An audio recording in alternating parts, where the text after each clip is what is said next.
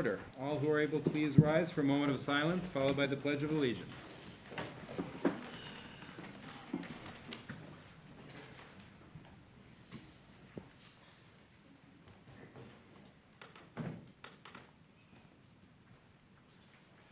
I pledge allegiance to the flag of the United States of America and to the republic for which it stands, one nation, under God, indivisible, with liberty and justice for all.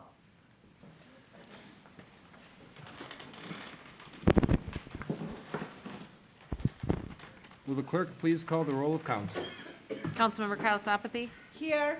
Councilmember Frenzel? Here. Councilmember Westfall? Here. Councilmember Lum? Here. Councilmember Grand? Here. Councilmember Ackerman? Here. Mayor Taylor? Councilmember Eaton? Here. Councilmember Crapel? Councilmember Warpowski? Here. Councilmember Smith? We have a quorum. Thank you. May I get a motion to approve the agenda, please? Moved by Ackerman, seconded by Grand. Any discussion? All in favor, please say aye. Aye. All opposed? Motion carries. Do we have any communications from the city administrator tonight? Yes, Mayor Pro Tem, we do. First thing I'd like to mention is, as council members know, we prepare a city administrator's report prior to each council meeting that highlights not only the things that are on that meeting's agenda, but other items that are going on. At the suggestion of some of the council members who find this report to be helpful, but we've posted it as part of the agenda in the hope that it's also meaningful to the members of the public. So you see it posted under communications from the city administrator, and we'll continue to do that in the future. I do have something of a little bit more serious note, and that is late last week our skate park was vandalized with expressions of hate targeted toward the African American and Jewish members of our community. I want to publicly thank city staff, specifically crews from the Public Works, for their rapid response in removing the symbols of intolerance so the skate park could be quickly reopened. I also want to reassure the members of the public that the officers of the Ann Arbor Police Department are investigating the crimes that were committed, and once the vandals are identified, the city will prosecute to the full extent of the law. And I would remind all those who are within earshot that the police department does have an exceptional record at solving crimes. Over the past year, from a personal note, I'd like to point out that we all have worked together to reinforce that we are a warm, welcoming, and supportive community, both to longstanding residents and to newcomers. That discussion, while we have disagreed on things, has always been courteous and respectful. It's indicative that Ann Arbor is indeed a special place, but it can only remain so if we continue to band together and let everyone know that the behavior that we experienced last week is not tolerated, and we will not let that adversely impact both our personal and public image.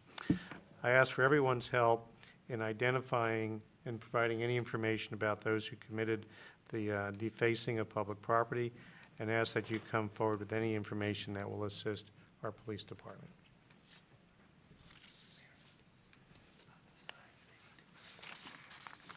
I also would be remiss if I didn't acknowledge Officer Mark Robb from the police department, who is somewhere in the building, who is providing support this evening to us.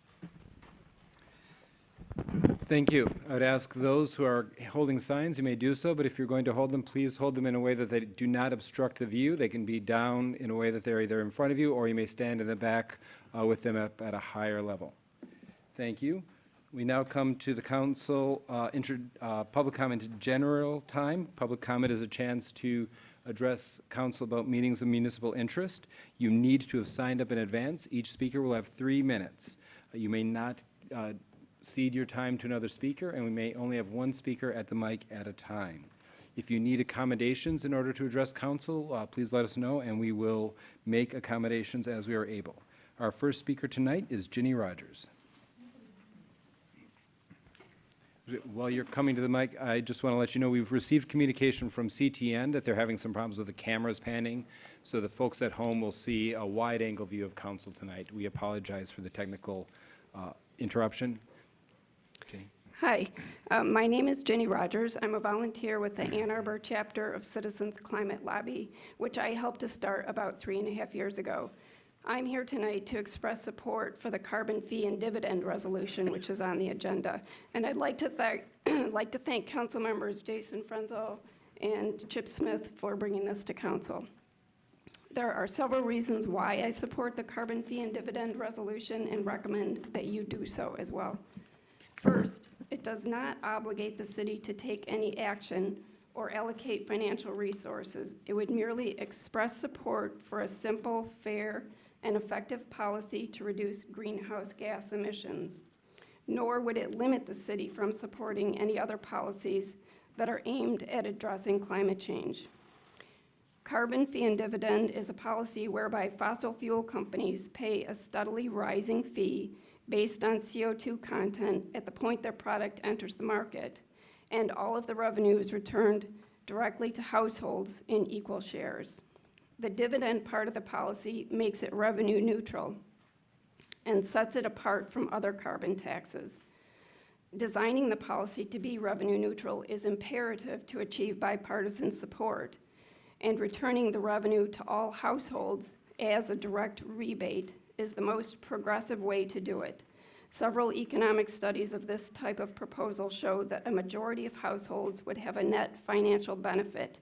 That is, they would be financially better off under carbon fee and dividend than without it. Not only that, but the lowest income quintiles would have the biggest net benefit as a percent of income. The reason for this is that lower income households have a smaller carbon footprint than average. They buy less stuff, live in smaller houses, don't travel as much, and thus their equal share of the dividend more than covers their additional expenses. While there are a variety of methods to implement a carbon tax, I support one that protects the poor and has the potential to gain bipartisan support. The city has an ambitious climate action plan for which I'm grateful, but we have a long way to go to achieve the action plan goals. A national carbon price would greatly incentivize the transition to clean energy and would help us reach our targets. The city has struggled to find the funding to implement many of the steps in our climate action plan, but under a carbon fee and dividend policy, many of the actions would occur naturally. An economic study of carbon fee and dividend showed that in 20 years it would reduce emissions 52% and at the same time create 2.8 million jobs, provide a dividend of almost $400 per month to a family of 4, and save 223,000 lives. Congress is beginning to show signs of taking climate change seriously. Thank you. The bipartisan House Climate Thank you. Solutions Caucus, which had 16 members before the election, is Ms. now up Rogers, to thank you. 52 members. Thank you. Our next speaker is Chris Karunos.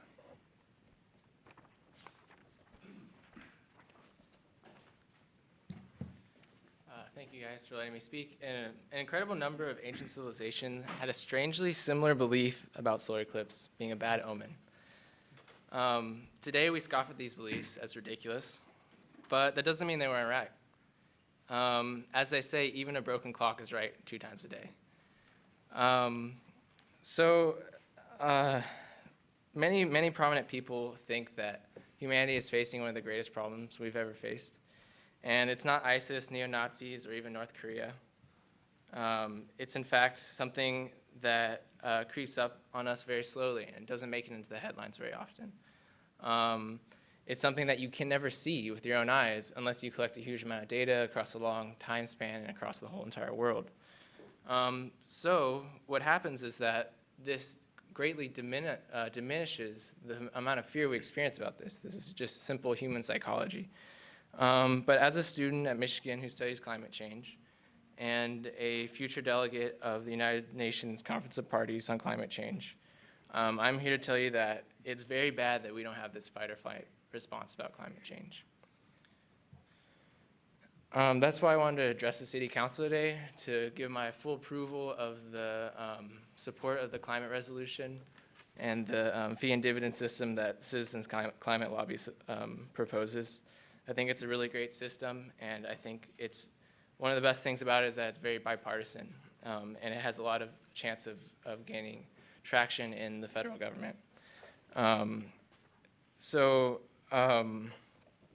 When a politician claims to not believe in climate change is real, they are not representing the Republican constituents' beliefs. In fact, 91% of Republicans believe that climate change is occurring, and the majority of them also believe that mankind is contributing. Additionally, 72% of Republicans support accelerating the development and use of clean energy.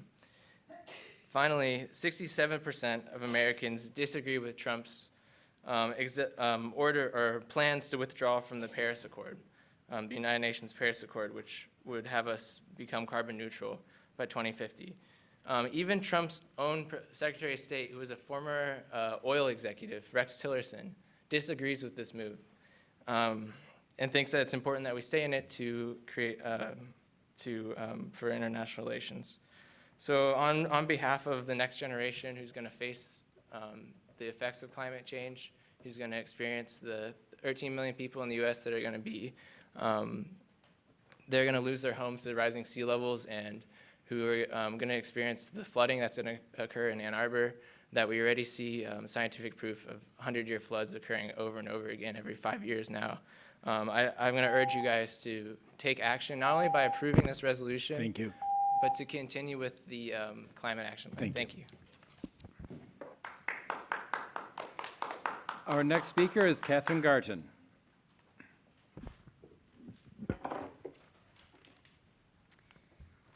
Hello, my name is Catherine Garton. I've lived in Ann Arbor for my entire life, and I'll be starting as an undergraduate at the University of Michigan this fall. I similarly am scared of what the future, my future looks like right now in terms of climate change, which is why I'm here to address the DC2 resolution to support carbon fee and dividend plan at the national level.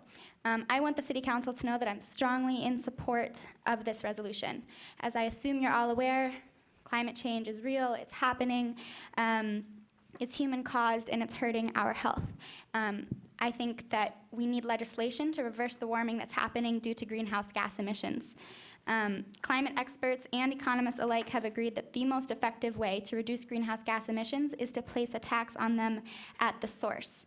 This is essentially what the carbon fee and dividend plan does. I think this plan is wonderful for three main reasons. First, and most importantly, it works. Mathematical modeling shows that the result of a carbon fee and dividend plan would meet the strictest standards of emission reductions set by the Paris Accord.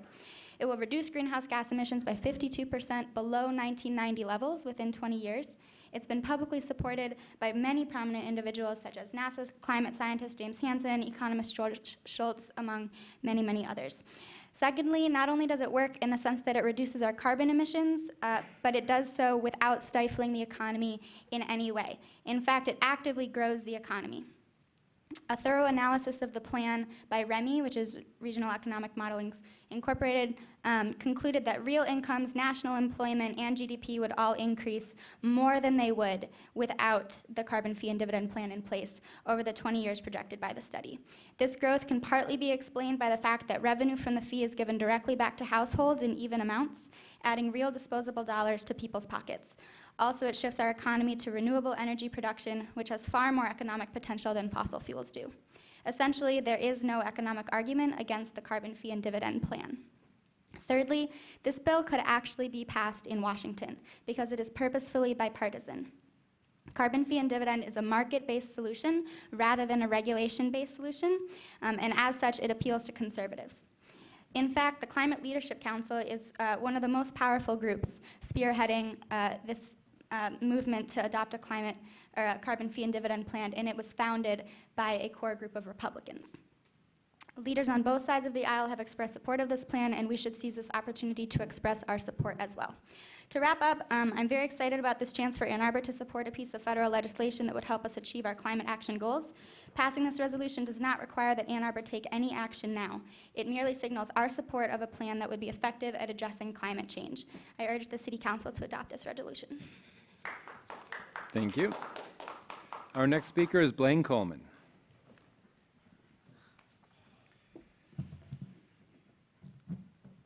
A week ago in Charlottesville, you saw what white supremacism means. It means white paramilitary death squads in the streets and a girl murdered by them. In your parks, you see what white supremacism means. It means vandalism. It means vandalism of your Ann Arbor parks, which your city manager just mentioned. Now, if you don't like white supremacists, if you don't like racist killers, then you shouldn't like the very big racist killer called Israel. Israel is a racist killer state. It proves it by massacring Palestinians regularly. Israel is a racist killer with hundreds of atom bombs. Israel is a racist killer that just cannot stop massacring Palestinians. And if you don't like white supremacists in Charlottesville, if you don't like white supremacists in your city parks, prove it by openly not liking the racist killers who are the Israeli government. Israel has conditioned you to accept unlimited numbers of dead Arabs as the most normal thing in the world. You need to break that conditioning and boycott Israel to the maximum extent allowed by law. Do you want us to believe that you really condemn the racist killers in Charlottesville? Then you also have to condemn the much larger racist killer called Israel, or else who is ever going to believe you? I see the city manager is smiling. I hope it's an agreement. Who will ever believe you if you condemn racist killers in Charlottesville, but you protect them in Israel? Who's going to believe you? For 15 bloody years, we have all watched Israel massacre Palestinians, and we have all watched this city council throw its weight against the Boycott Israel resolution. We have stood in this Ann Arbor City Council for 15 bloody years demanding that you boycott Israel to the maximum extent allowed by law. For 15 bloody years, this city council fought harder than the whole Israeli army to smother the Boycott Israel resolution. So, of course, Israel keeps massacring Palestinians. For 15 bloody years, you helped Israel kill thousands of Palestinians, you, the Ann Arbor City Council, by forcibly blocking any public hearing on a Boycott Israel resolution. By fighting so hard to protect Israel, the Ann Arbor City Council is up to its neck in Palestinian blood. It's high time you allow a hearing on the Boycott Israel resolution. Thank you. Our next speaker is Muzgan Saviasabafan. Sorry. My name is Mojgan Savabi Istahani, and Chuck, by now you should be able to pronounce my name because I've been coming here for 15 years, and I have been speaking for boycott of Israel. In Charlottesville, best sons and daughters of this land, best sons and daughters that this land can produce, stood against Nazis, they stood against racism, and for that they got beaten and they got killed. In Palestine, Nazi racist state of Israel kills children, young and old people, destroys their homes daily.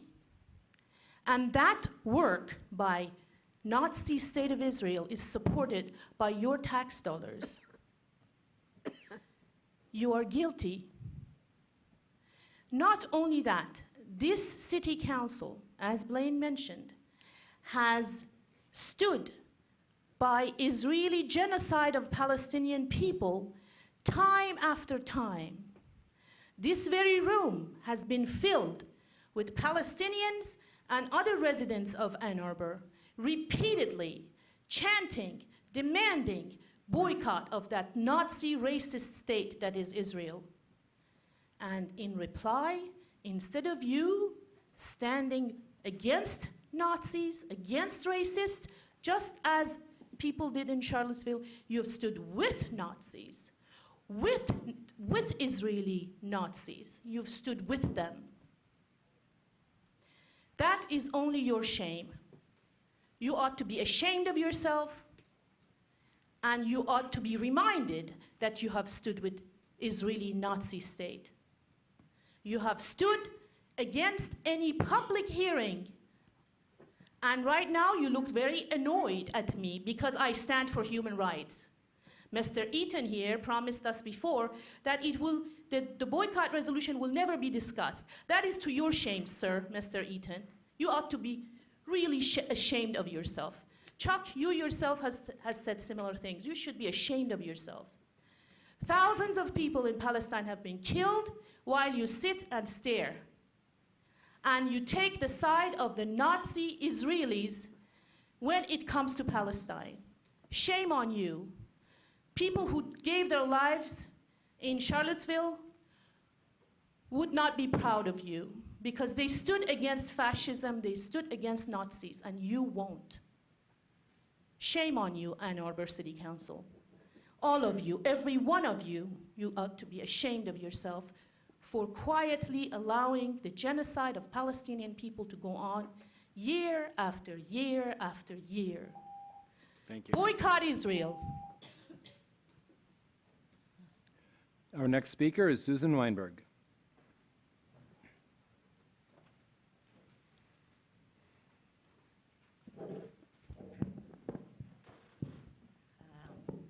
And now for something completely different. Excuse me, I need you to hold your sign down, please. Reset your timer. Last Excuse me. Monday, city tree trimmers came to my block to cut down 2 dead trees. They cut down the 2 dead trees. I had actually reported them through SeeClickFix, and it didn't take that long to get them to do it. Then they trimmed the tree in front of my house and the tree of my neighbor to the west. But then they proceeded to go 50 feet east of my tree and cut down my heritage lilac and my heritage rose down to the ground. And I was completely in shock, and I wrote to customer service, and they replied right away. They were very good. They sent me the ordinance that covers plantings in the tree, in the extension. And I said, this was 50 feet away from my house, next to a telephone pole. And the telephone pole is on the property line. It's a very small little island. It's about this wide. And half of it is my neighbor's and half of it's mine. And these items were planted on the property line. And then I told them that. I said, I don't know how anything you were doing was impeded by this lilac and this rose. The lilac was brought from the site of the museum on Main Street, and I've been taking care of it for 25 years. It's an antique that probably doesn't exist anymore. And the rose was also an antique, a very old version of traditional rose. And it was very tall, but it was not, as they claimed, blocking the right-of-way. First they said that the customer service person got more information from the forestry supervisor, and they said that the right-of-way in question was not on my property, which it was, which it wasn't. That the bush was several feet into the roadway, which was not true at all, and that the rose bush blocked much of the sidewalk. And that's not true either, because I was very diligent about making sure that it didn't hang out at the sidewalk at all to get bicyclists going by or anything. And third, there was a no parking sign on the utility pole that was completely blocked by the lilac. I have pictures, which I sent to them, that I took in the spring that shows that none of that is true. And the customer service person, Amanda, did apologize because I had said, why didn't they come and talk to me? I was home. I had been outside. We had watched them trimming the trees. And I come out the next morning, and I'm heartbroken. I'm really heartbroken. In fact, I'm so heartbroken, I bought a pack of cigarettes. And I would just like them to know that they should talk to people before they do Thank you. something so radical. Thank you. Our next speaker is Glenn Heber.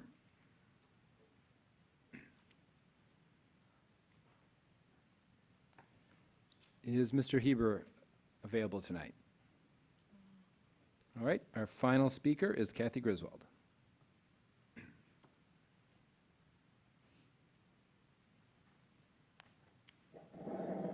evening. I have two housekeeping items, and then I want to talk about the Oregon crosswalk law. The first one is, my daughter works for the Center for Sustainable Energy, and she has developed something called a solar savings calculator that people in Ann Arbor may be interested in, and it takes into account new rules in California to determine what your energy savings might be if you installed solar panels. And so if anyone's interested in that, please see me, because that is something that is a practical need for our Ann Arbor community. The second thing is, there has been racist graffiti at Gallup Park for many weeks, and people have gone down there and cleaned it up, and I even called it into the Ann Arbor police during the townie party. So unfortunately, I think people just went down there and cleaned it up and didn't make a big to-do out of it, so you may not be aware of it, but I just want to let you know that this is not something new in Ann Arbor.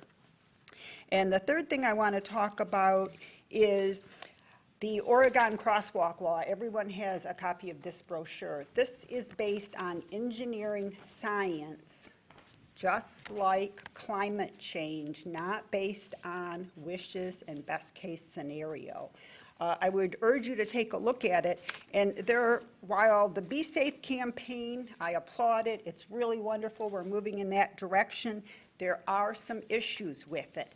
And four important things. One is, Michigan is the only state of the 50 states that does not have a state law or something written in the Michigan Vehicle Code for crosswalks at non-signalized intersections, and that's why Ann Arbor finds itself with this ability to have a unique ordinance.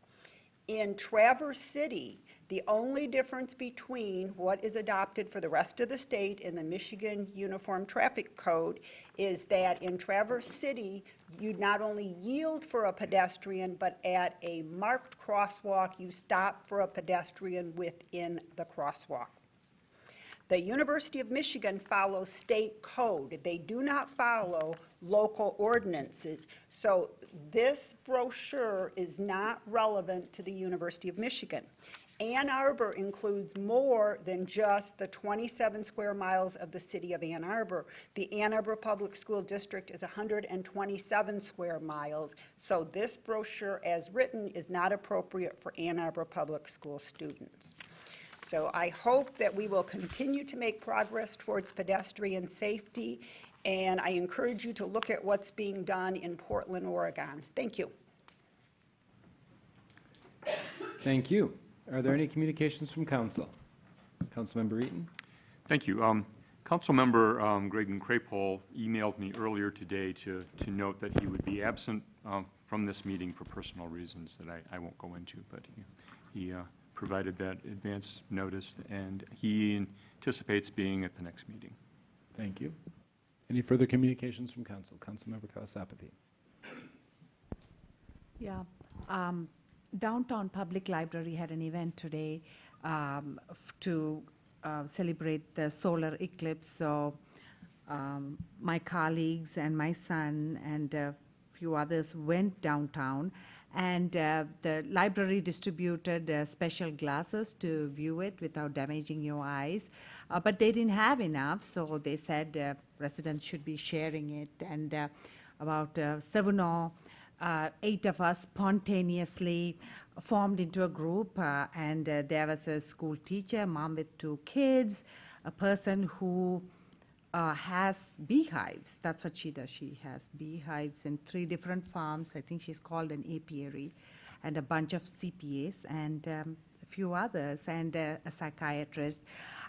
It was just a wonderful experience. It, of course, spilled into the library lane and the library lot, and this was just a reminder for me what Ann Arbor meant and what a public space is. I mean, it was not planned there, it was spontaneous, but it was just absolutely wonderful, because this is what, for me, a community means, and what, I mean, seriously, this is what Ann Arbor was. Nobody felt out of place. Everybody was like, they were children, adults were telling them, be careful, don't look up, first wear it, then look up. And No, I had to share this because we do policy and politics here, but then there's a human side to it, right? Because we see all this racism and then we feel so scared what's going to happen to this country and what's going to happen to us. But then you go out there and feel like you belong 100%. You're an Ann Arborite and this is your home. And I just wanted to thank everybody to make this community what it is, to be welcomed and loved. Thank you. Thank you. Any further communications from council?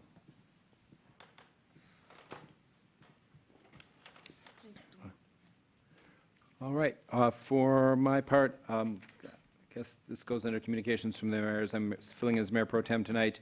A couple of things. First of all, I want to congratulate the city staff who helped put together the Be Safe Ann Arbor campaign and the attention-getting public education items.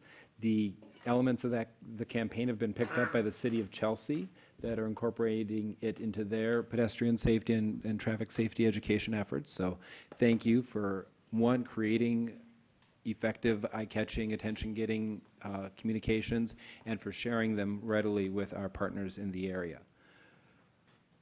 Second, regarding the incident last week at the skate park, I'd like to also thank staff for their prompt action in addressing it, the prompt action in cleaning up the horrendous vandalism, the action to put word out, put together a reward for information on the issue, and to let it be known that this doesn't uphold Ann Arbor values. One thing that I'm trying to see if there's support for in the community is, as a community response, to organize a skate against hate that would bring together people from throughout the community in that space to show that we are a community of inclusion and respect. What I've seen the skate park, part of what I love about it is it's a place where people from all sorts of different parts of the community are there. You see people from different races, mostly young, mostly male, so it's not fully diverse and inclusive, but it's really a space that pulls together a cross-section of the community you don't see in many other places. And I think we should honor that and respect that and build on that. I also think the incident calls us to look at, this is the kind of thing when it happens, it's the peak of the iceberg that erupts, but it is a signal, just as the graffiti in Gallup Park and at Concordia and at University of Michigan. It can be a signal of deeper issues within the community. So I'd also like to challenge our community to do their own introspection, do their own learning about what's the Ann Arbor's own history of racial segregation. We have one. We've got to face it. And how can we continue to act to be more inclusive? What we've seen in recent years, when you look at the census data, is overall the racial diversity in the city of Ann Arbor has gone up, but the percentage of the population that's African American has gone down. And I suspect that has something to do with our rising housing prices. So how do we work through that issue as a community? There are some community education dialogue opportunities that people can take advantage of. This Wednesday, there's a special screening of the movie Detroit at Rave Cinema. It's being organized by the Washtenaw County Black Caucus of the Washtenaw County Democratic Party. It's organized by a partisan group, but it's open to everybody. And they'll be following that with a discussion on Sunday night about the showing. Information's on their website.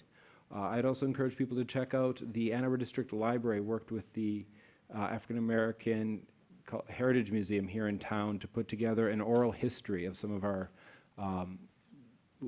the people who had the lived experience of seeing Ann Arbor through some of its past racial transitions. And that's available on the Ann Arbor District Library website. It's a tremendous resource. And finally, speaking of the library, it is my pleasure to share this week's code. I don't think anybody is going to be able to see it reading from home, but the code is Gimme a Minutes, GIMMEAMINUTES, Gimme a Minutes. That's worth 250 points in the Ann Arbor District Library summer game. If you are tweeting from home or otherwise using social media, please do not share it. You can put that in, it's all one word. You can mix up the caps and lower cases. The all lowercase is just an urban legend. And so that is the code for this week. Any other communications from council? May I have a motion to adopt the consent agenda?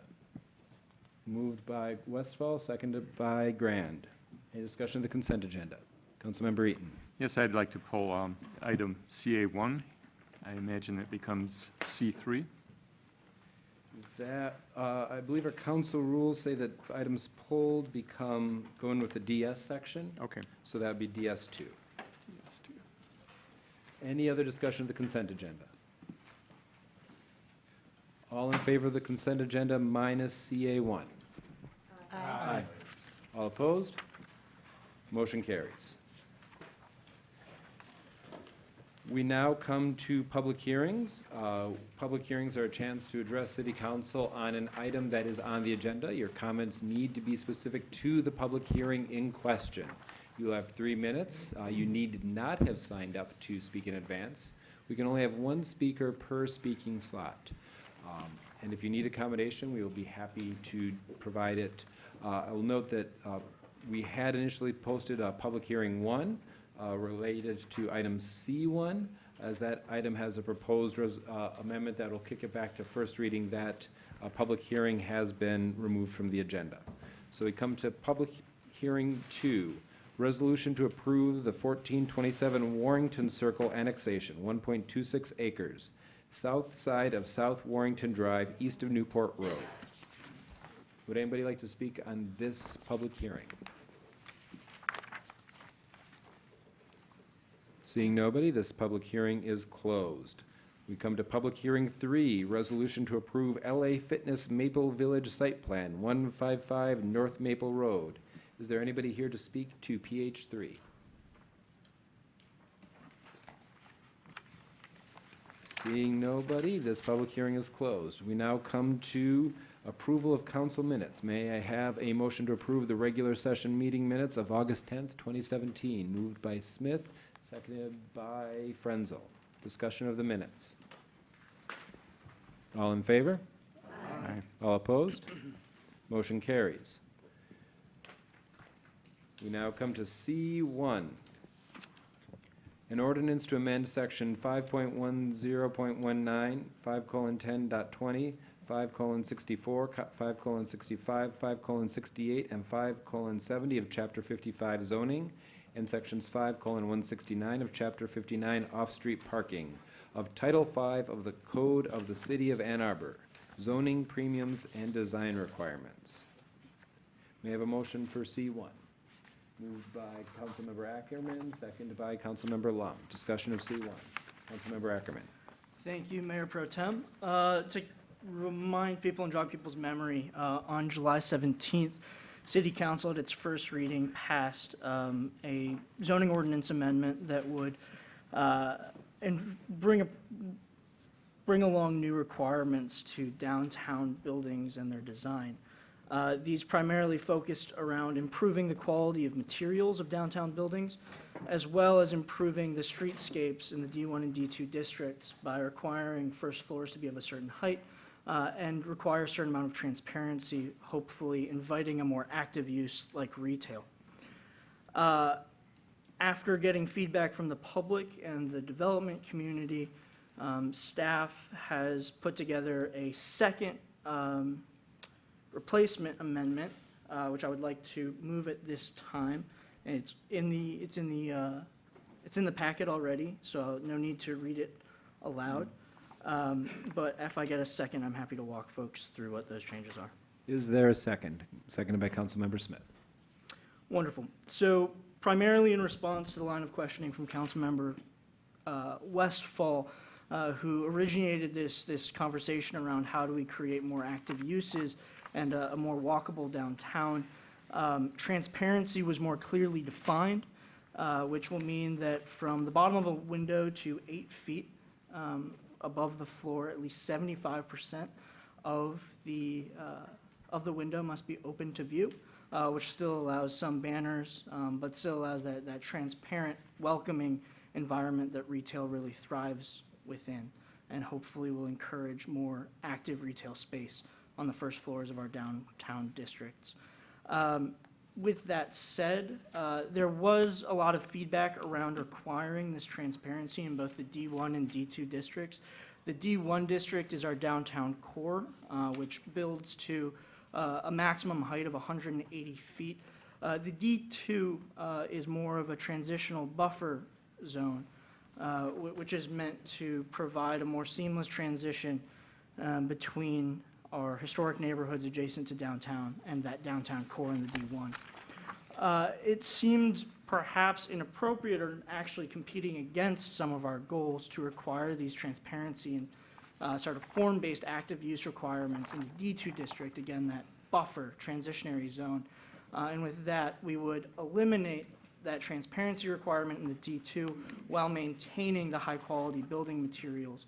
Again, things like high-quality masonry, cast stone, and high-quality metals, eliminating things like EIFS and vinyl siding. I would like to again say that I think this is a strong step forward for the balance of character in our downtown as it changes. While new people are coming into the city and coming into this city in large numbers, and they need a place to live, that requires some change, but we also are a Midwest college town with a tremendous character and culture of our own. And trying to find ways to draw balance between that progress and respect for that history is something that we should strive for. So with that, I'll open the floor to additional questions. I'm happy to speak to process or content. Thank you. Any further comments on the substitute amendment? Can we adopt the substitute amendment as friendly? All right, the proposed ordinance is amended. Any comments on the main motion? Approval tonight will kick this back to first reading, and we'd be back in a meeting or two for final approval. Councilmember Lum. Yeah, I'd just like to thank Councilmember Ackerman for that very precise, thoughtful walkthrough of the changes. And I'd like to thank you and your colleagues on the Planning Commission and the staff, planning staff, for all their hard work on this. Our planning and development guidelines are complex and interrelated, and so anytime ordinances are reviewed and potentially revised, it does require a lot of time and effort by staff and the Planning Commission, and we all appreciate everyone's hard work. Again, the design requirements that we're voting on tonight at first reading are in response to our January request to evaluate how to enhance the pedestrian experience and active use downtown. I support the, the approach recommended here, which is to utilize design standards to achieve those objectives rather than to place restrictions on how the property is used. I also support the proposed design standards, including the 15-foot minimum height for the street level ground floor, the rules that you expounded on related to windows and transparency, and the standards that related to building materials. I think they'll make a positive difference in design. And as you noted, while these standards will apply in both D1 and D2 districts downtown, the street level and height street level height and transparency guidelines are just for D1, and I also think that's appropriate. So I'll be supporting this tonight at first reading. Look forward to second reading when we'll be hearing from residents at the public hearing. And I also look forward to when council begins discussions of the downtown building premiums, because that too is an important step in updating our downtown development rules and regulations. So thanks again to staff and the Planning Commission, you Councilmember Ackerman, for all your hard work. Thank you. Councilmember Westfall. Thank you. There was some email communication by a local architect or developer that raised some questions about the minimum height limit of the first floor. I was wondering if somebody from staff could come speak to that briefly.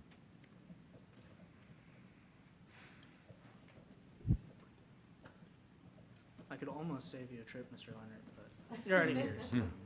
No. You're better than I am.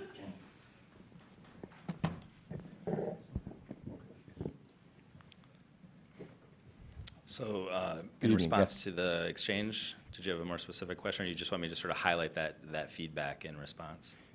Yeah, I guess and is this relevant to the substitute amendment that we're talking about tonight? We already adopted the substitute ordinance as friendly, so this is the main motion, which includes everything. So it's on topic. Okay. So if I recall correctly, summarizing what some of the feedback was, I think this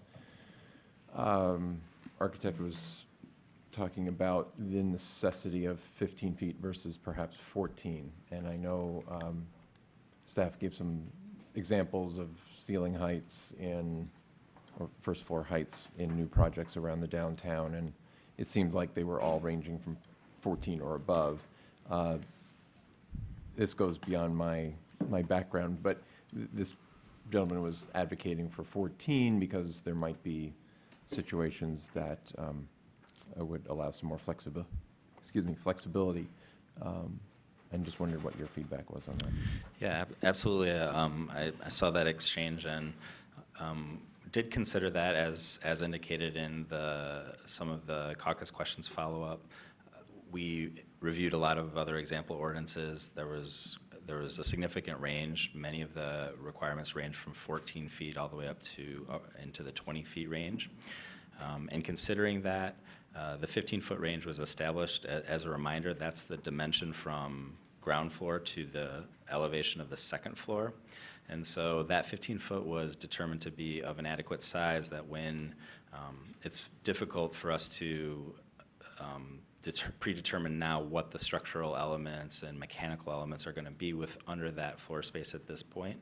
But that dimension was selected to provide an adequate height, so to provide not only a lot of flexibility for what kind of systems or structure is going to be in that space, but to still provide an adequate clear space for what's hopefully ultimately a very flexible use of that first floor space, be it for office or retail or commercial, depending on the type of use might demand different types of systems. And again, by setting that 15-foot second floor height, whatever structure and mechanics happen in there, we thought that would provide an adequate level of flexibility for the long-term flexibility of that space in the downtown district.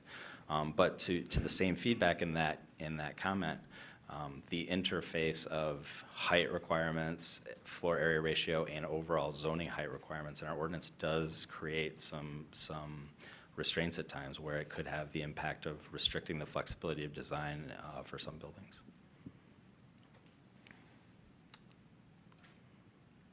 Okay, so I guess it's not, am I understanding correctly, it's not perhaps as compelling a cost trade-off as might have been presented?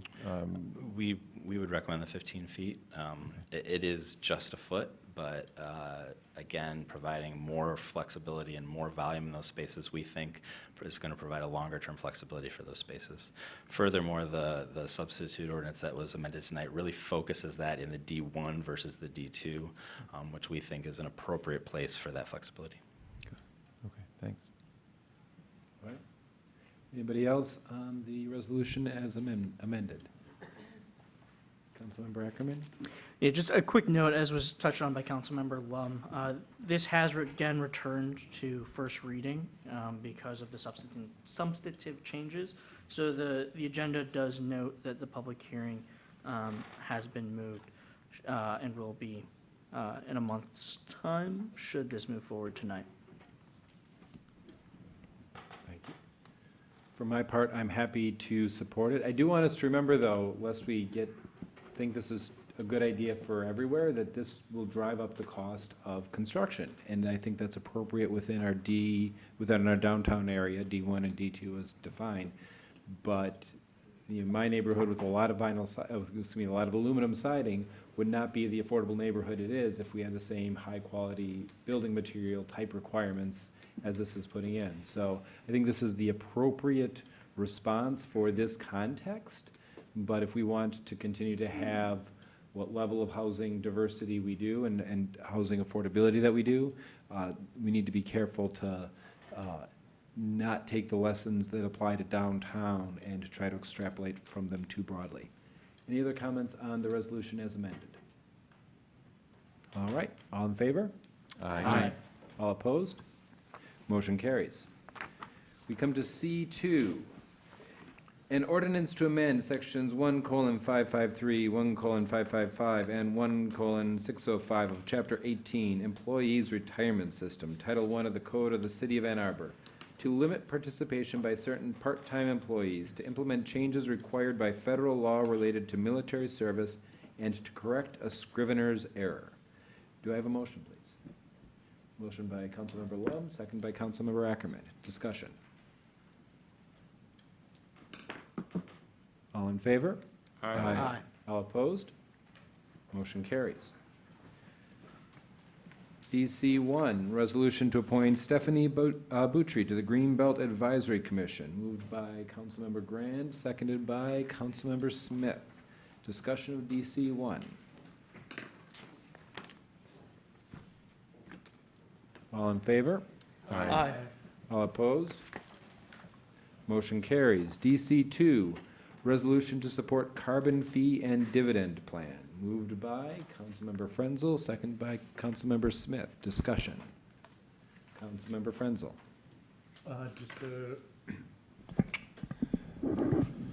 Just to go through a few highlights, mostly responding to some questions that fellow council members brought up over the weekend, and some major points about the resolution.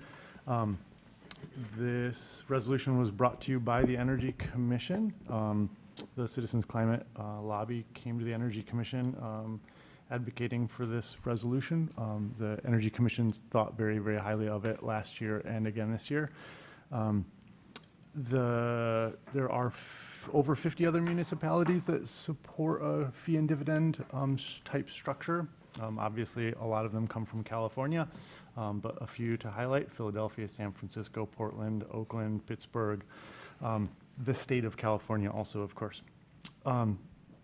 Key components to the resolution, as noted during public comment, it's non-binding. It's simply a resolution of support, hoping that the state or national level would take into consideration a fee and dividend program.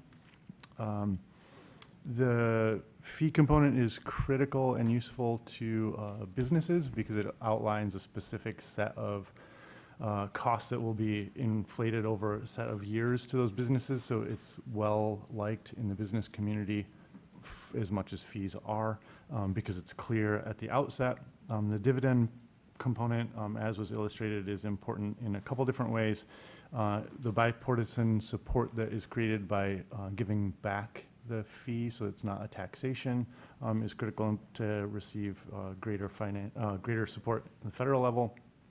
And then, as was noted in public comment, it's very important to me and to supporters in the room, and I think important to our council members and our community in general, that there's some equanimity in the payback that goes more to people who don't use as much carbon. So it's an incentive both to the production and the usage.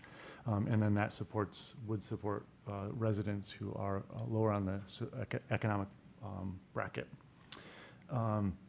As some people have questioned, you may have heard of a cap and trade. This is simply another a related type of incentive process that works with free markets. And this is the best way that is currently believed to go about that, and this does not prevent us or the state or federal government from moving forward a competing process that may at some point in the future become more advantageous for some reason, unforeseen. Thank you. Any other comment on the DC2? Councilmember Kayasapati. I was just wondering whether this resolution, I mean, it seems like it's kind of hanging loose. I see that the resolve clause says that City Council formally supports this, but I believe I was wondering whether there should be other resolved clause that ask staff to send this on to federal level, our representatives such as Debbie Dingle or state level, because otherwise, I mean, a couple of people actually asked me what this was trying to do. So, I mean, that question is posed to actually the sponsors of this resolution, so that, because we don't want it something we just discussed this and passed, and there's no action item, so that's all. Thank you. There's a response from one of the sponsors. Councilmember Smith? I would offer an amendment to accomplish exactly what my colleague suggested, which is to direct final resolve clause to direct staff to forward our endorsement of the proposal to the Citizens Climate Lobby group, as well as our representatives in Washington, D.C. and in Lansing. Is there a second on that? If I might, I've actually provided the clerk with written amendments to that effect. And if she'll distribute those, because amendments to resolutions should be in writing. All right. Well, that comes to us. Would you mind reading your language, please? I just have to find it. I would add 2 resolve clauses. The first one, resolve that the City of Ann Arbor clerk will send copies of this resolution to the Citizens Climate Lobby, CCL, the Climate Leadership Council, CLC, U.S. Senators Debbie Stabenow and Gary Peters, and U.S. Congresswoman Debbie Dingle. A second resolve clause, that the resolved that the Ann Arbor City Council directs the city administrator to devise a plan to effectively advocate the carbon-free and dividend plan, fee and dividend plan, and describe actionable efforts the city can take to get that plan adopted. So Councilmember Smith made well, you're fine with this? Okay, fantastic. Is there a second? Stick with Councilmember Frenzel. Discussion of the proposed amendment? Take it that's friendly? The motion is amended. Any discussion of the motion as amended? All right, before we vote, I just want to say I thank the sponsors for this. To Councilmember Frenzel's discussion of other mechanisms for putting a price on carbon, I think that's an important I'm happy to support this as a way to get there. I think it's the most politically viable. I think there's a lot of really strong points about its structure as a policy framework. That said, if this doesn't move forward and in 2 years, cap and trade or some other way to get a price on carbon becomes more politically viable, I'll support that too. For me, the most important thing is to get a price on carbon. This is one good way to do that. Happy to support it. But for me, my support for this is not at the expense of saying I won't support other ways to get us to that price on carbon. Any further discussion? All in favor? Aye. All opposed?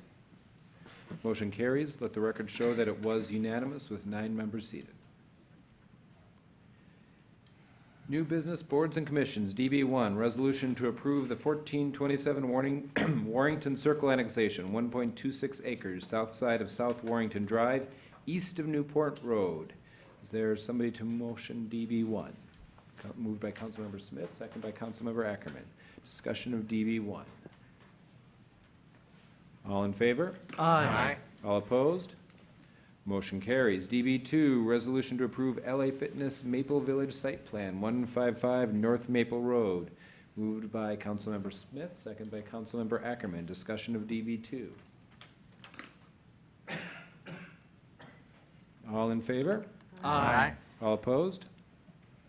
Motion carries. DB3, resolution to approve full proposal application to the USDA NRCS FY 2018 Regional Conservation Partnership Program, RCPP, in partnership with the Washtenaw County Legacy Land Conservancy and others, to secure funding to complete the USDA NRCS Agricultural Conservation Easement Program, ACEP, purchases of development rights, PDR, conservation easements, up to $1 million.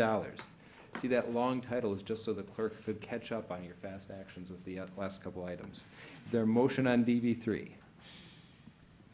Moved by Councilmember Grand, second by Councilmember Westfall. Discussion of DB3. Councilmember Grand. Thank you. I think the merits of this resolution speak for themselves, but just wanted to acknowledge the excellent work that Ruth Thornton is doing on behalf of the Greenbelt. If approved for, if this proposal is approved, it puts Ann Arbor and its regional partners in a much better position to secure funds to purchase properties, and just makes the process much simpler so that we can, so that staff can devote energies to finding the right properties and building the Greenbelt according to our priorities. Thank you. Any other discussion? All those in favor? Aye. All opposed? Motion carries. We come now to CA1. No, DS1. I'm sorry, DS1, so eager.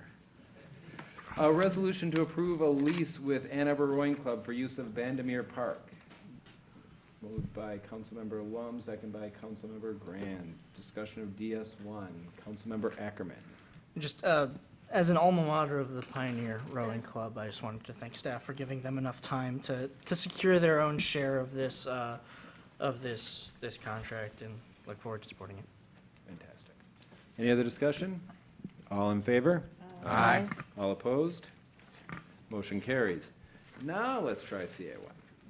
Resolution to approve the Fuller Park parking lot land lease with the University of Michigan. And before we get to this, let the record show that the previous motion was unanimous with 9 council members seated and voting in the affirmative, thus satisfying the 8-vote requirement. Is there a motion for CA1? Councilmember Eaton, seconded by Councilmember Grand. Discussion of CA1. Councilmember Eaton. I've sent an amendment to the clerk, and I would ask that she forward it to you. Basically, I'm seeking an amendment to the contract that would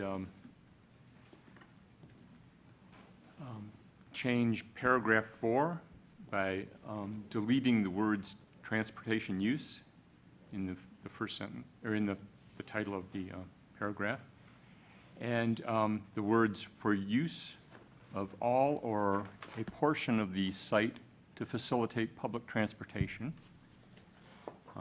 in the first sentence, and then the entirety of the second paragraph. This is consistent with the modifications that we made to the contract in, I believe it was 2014, and so I would move that amendment. Is there a second for the amendment? Seconded by Councilmember Lum. Let's take a moment just to read this.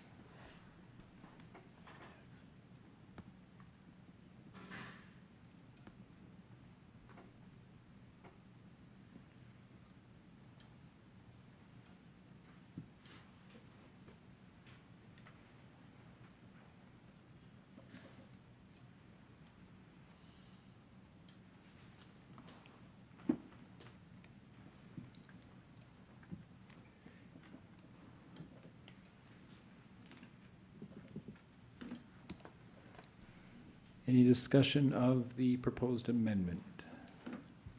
Councilmember Ackerman. Thank you, Mayor Pro Tem. Is there a staff member present who could speak to? Thank you. Thank you, Mr. Smith. I guess I can appreciate the apprehension around this language, and I can see why it was written without this language in 2014, given the timeline, the rail station.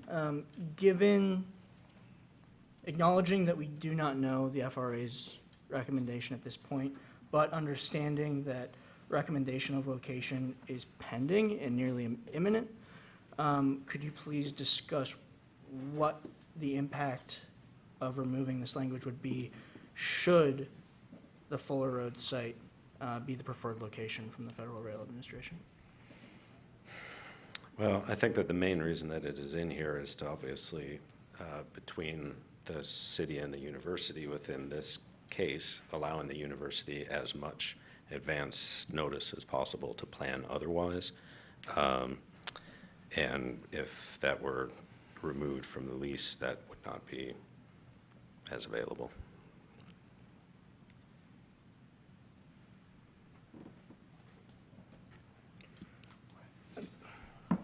If I can, Thank you. add. It seems to me that reading that, striking through that language makes this a more permissive and gives the city a more liberal approach towards termination should we decide to do that. And by striking the language about mandating that we reach out to the university and collaborate, should that be the site that goes forward, it doesn't preclude us from doing that as a well-intended and partner with the university on transportation solutions. So I don't think taking that out is more restrictive. I think it's more permissive.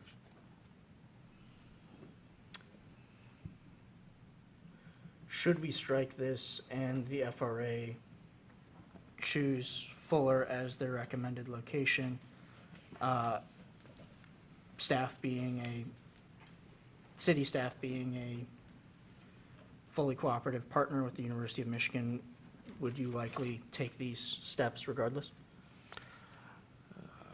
I think we would. I think we are always in conversation with the university on how to improve the safety, efficiency, and user experience on the Fuller corridor. So, yes. Thank you. So I guess with that, I am completely happy to accept this amendment.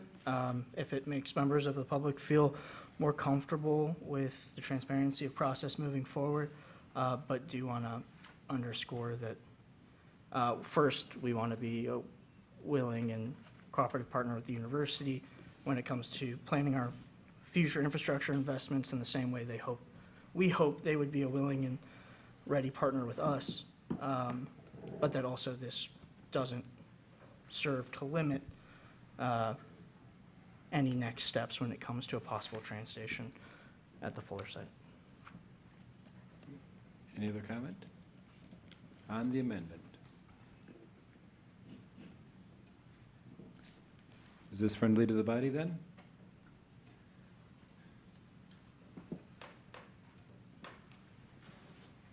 Okay, Councilmember Westfall, on the amendment? Yeah, thank you. I mean, if our legal team is saying this is okay, I'm on board, as they say. The last sentence kind of concerns me. The last sentence struck is, notwithstanding the above, it is understood by parties that participation by university in the planning process does not negate or otherwise impact city's right to terminate this lease for the reasons stated. Does striking that put us in a potential bind? You know, Councilmember, I think when you look up at the paragraph 4 with the strike-through, this essentially says we have the right to terminate the lease really for any reason with 12 months advance written notice. Where before that was, that section was removed, it was more limiting as to why we could terminate the agreement. That's it, thanks. Mr. Postma? The administrator is correct in the sense that that last sentence really is referring to the rest of the paragraph that was stricken. And it clarifies that despite the fact that you're doing these things, that doesn't impact things. So by taking out, as Councilmember Eaton did, the entire paragraph, that last sentence, frankly, it would be odd in one sense if you struck out all but the last paragraph. I understand your concern, but since it's relating to the rest of that paragraph, it makes sense. Thank you.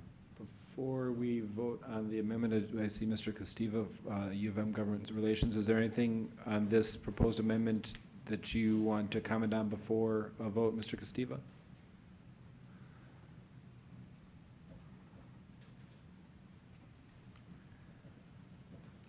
This is on the amendment. On the amendment specifically. Thank you, Mayor Pro Tem and members. In the absence of having the amendment myself and seeing it, and seeing exactly what it, what sections and how it impacts, don't have the ability to indicate with complete certainty as to its issues. However, as the city administrator also pointed out, in the matter, when it comes to the matter of anticipating the potential of a rail station there, and we're in constant communication regarding the activities surrounding the Federal Rail Administration and the city's ongoing and community's ongoing interest in this. And so I would anticipate that we would be able to, to work through, the timing necessary to be able to allow the city to recapture that property for any intended purposes. So that said, do you feel the need for us to take a quick break so you can take a look at this? Or given the city administrator's words, do you feel enough confidence moving forward? We see you as an important partner on this. We want to respect that relationship. I'd value a couple of moments. Okay. Let's, so Councilmember Graham's going to hand you her tablet. If the clerk could forward the amendment to Mr. Castiva as well. While he takes a quick look at this, why don't, if somebody would move to table this, we can maybe deal with the clerk's report and some of our other business. I don't think we need to break as a council, handle clerk's report, attorney's communication, things like that. Is there a motion to table? Moved by Councilmember Ackerman, second by Councilmember Westfall. All in favor? Aye. All opposed? The item is tabled. We come now to the clerk's report of communications, petitions, and referrals. Is there anybody who would like to speak on the clerk's report of communications, petitions? Somebody move the clerk's report.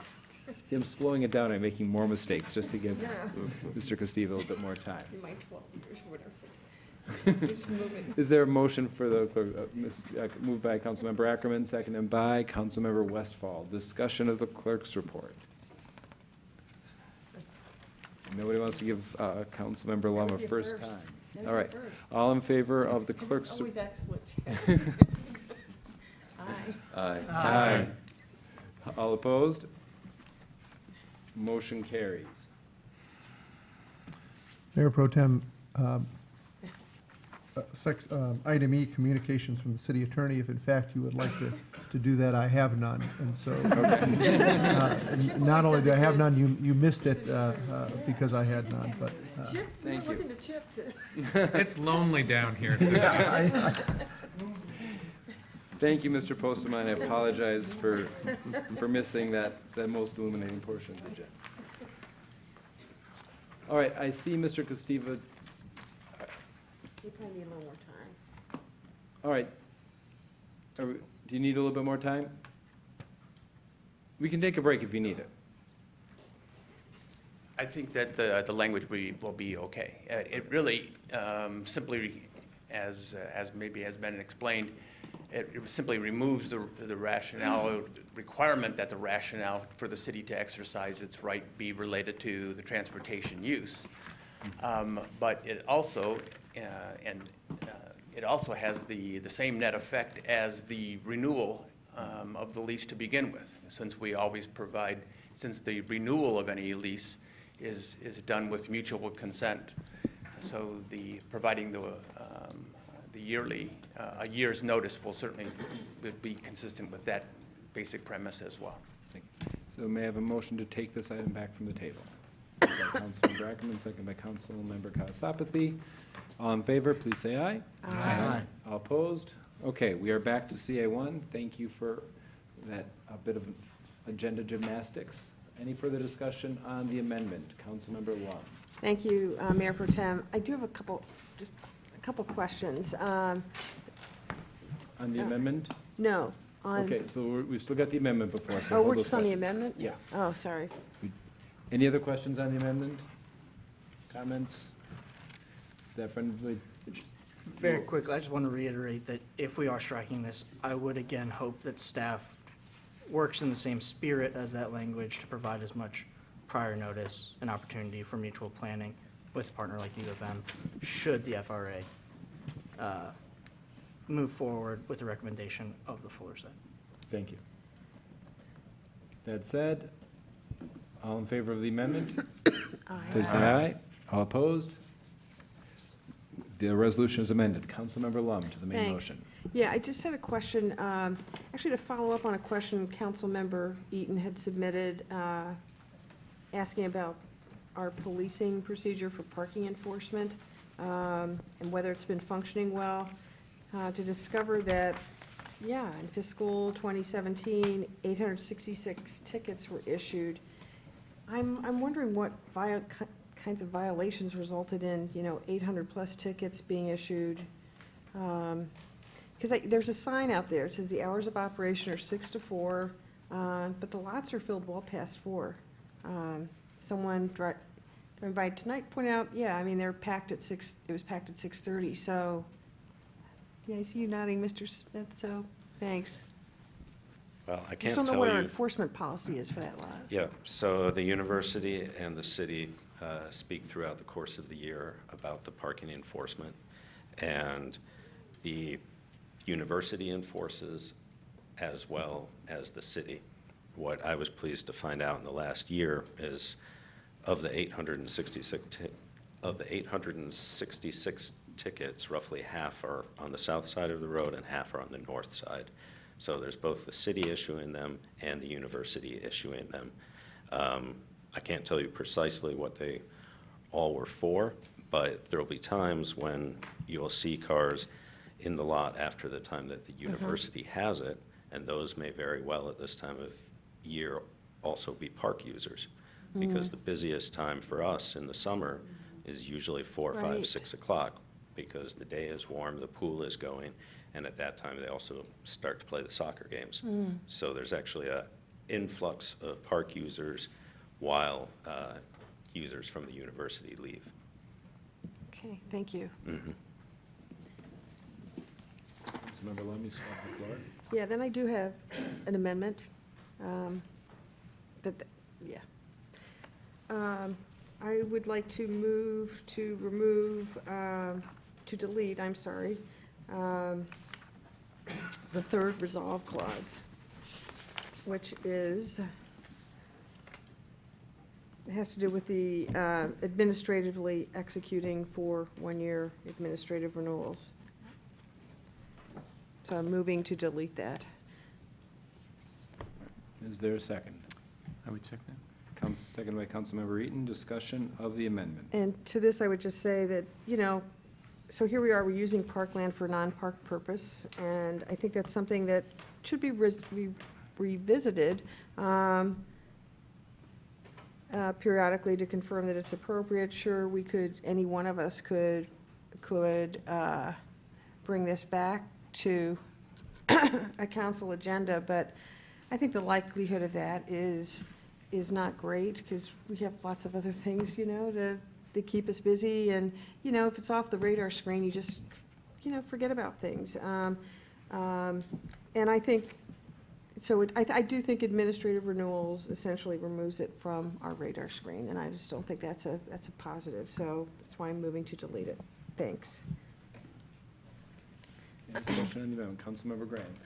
I will not be supporting this amendment. We've been parking cars on this lot since there was an agreement between the city and the university in 1993. In 1993, I was a college freshman.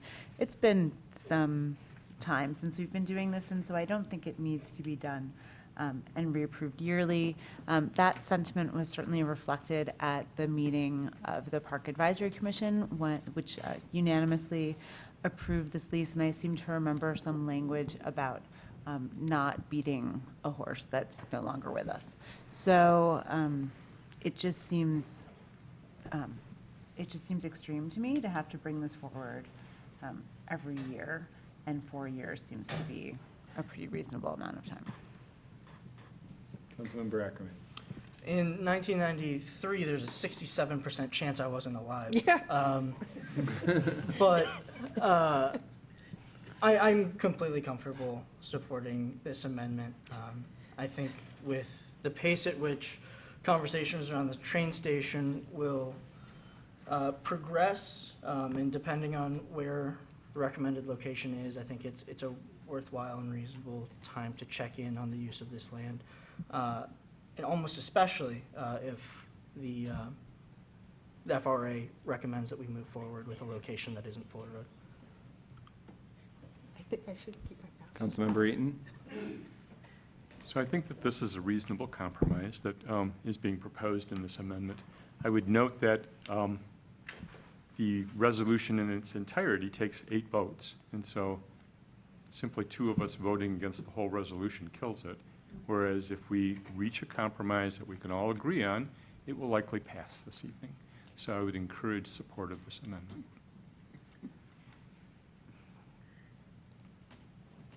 Further discussion of the amendment?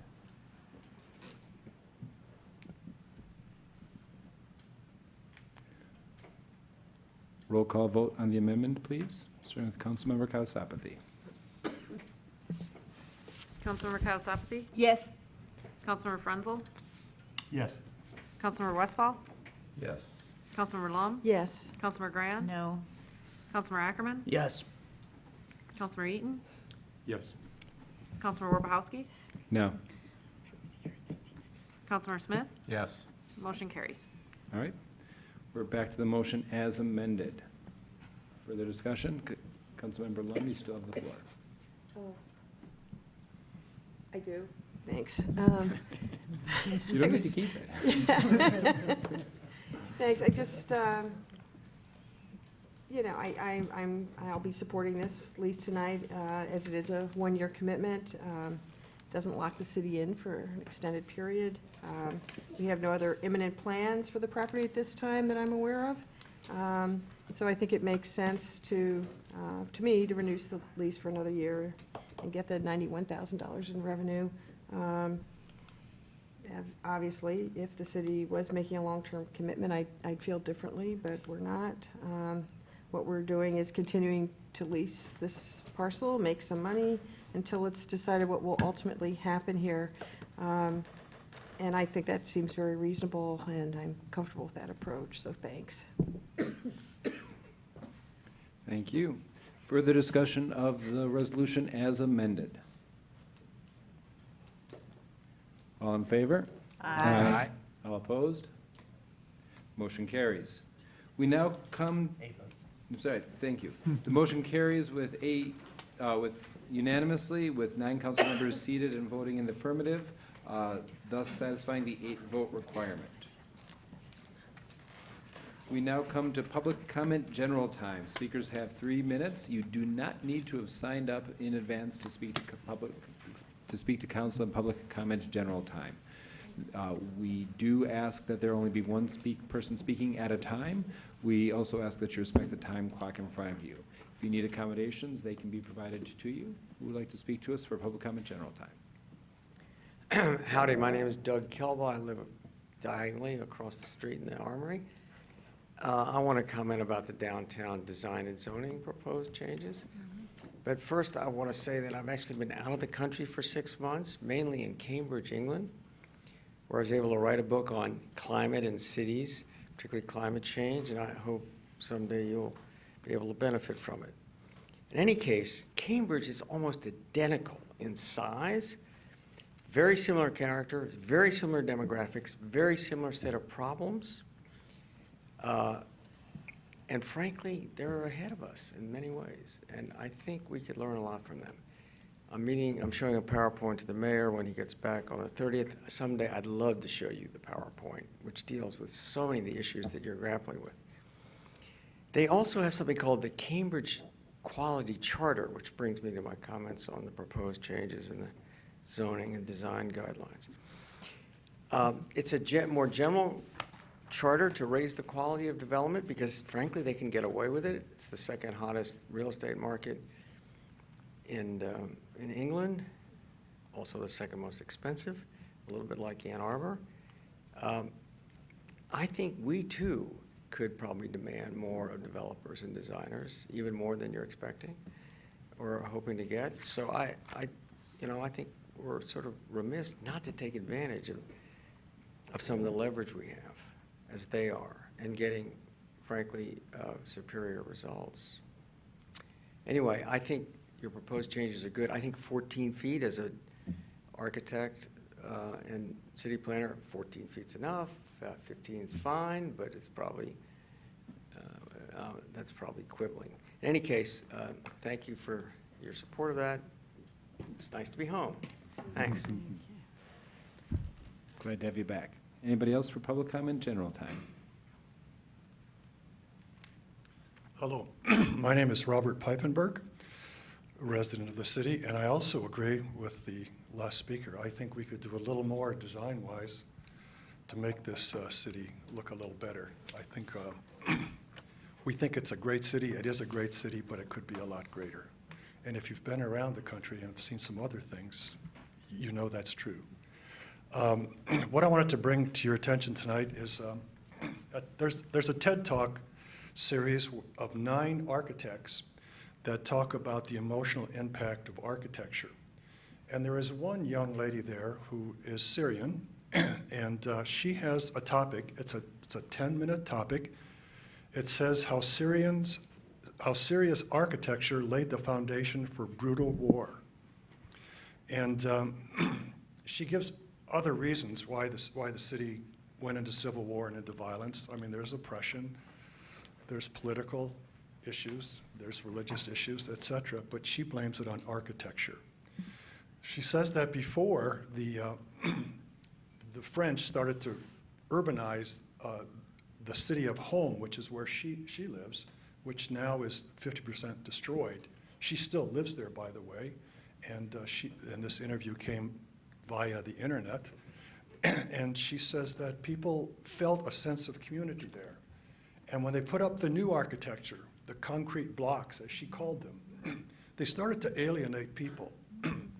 And they separated them and they isolated them. And they didn't have a sense of community any longer. So that bred fear, it bred violence, etc. And what I think these kinds of structures did, they were based on affluence or on class or whatever. So they really broke up the community a lot. What's important is maybe the last 5 minutes of this interview, because she gives us solutions as to how we can make a city work for its people. Because her question now is how does she help redesign her city to rebuild it so that it's a community once again? And she really feels like there's a place and character in the community that architecture plays this critical role, okay? And there's one thing that she says we could probably do is create places that make people feel that they belong.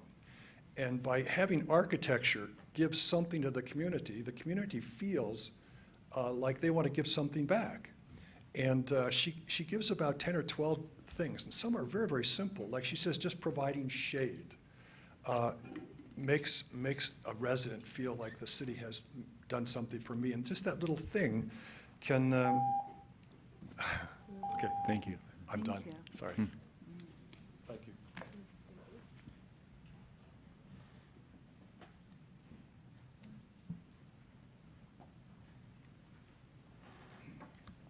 Hi, I'm Rita Mitchell, and I want to thank council for your actions tonight and your flexibility on working on amendments to the Fuller Park parking lease. Thank you very much. And also to thank you for your working forward on the carbon fee and dividend resolution. And I really encourage you to be even more aggressive and assertive in implementing the kinds of changes and requirements that will help us move as a city in a real active way, beyond just a policy recommendation, but to really actively move into priorities, those kinds of things that will improve our climate immediately here in Ann Arbor and that will contribute to improvements in the climate overall. So please be more assertive in that way. Thank you. Thank you.